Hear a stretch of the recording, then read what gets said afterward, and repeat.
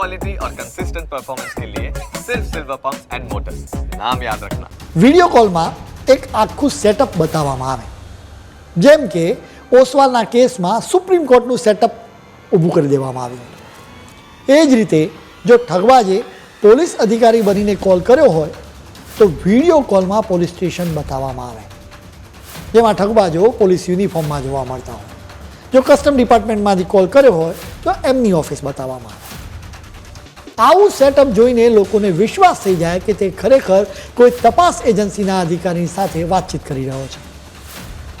Setup તૈયાર કરવા માટે હવે એઆઈની મદદ લેવામાં આવે છે।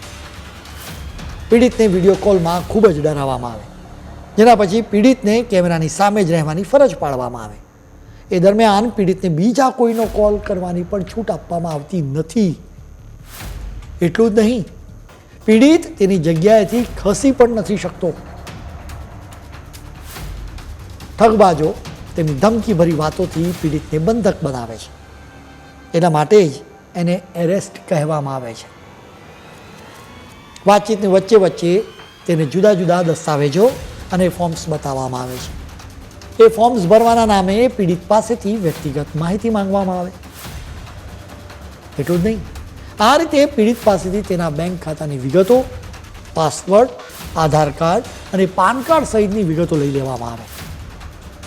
ઠગબાજો આવા વિડીયો કોલ દરમિયાન વારંવાર પીડિતને આરોપી કહેતા હોય છે, એટલે માનસિક રીતે પીડિત વ્યક્તિને લાગે કે તેને જે કંઈ પણ કહેવામાં આવી રહ્યું છે એ સાચું છે, ખરેખર તેની વિરુદ્ધ કોઈ ગંભીર તપાસ ચાલી રહી હોય એમ લાગે।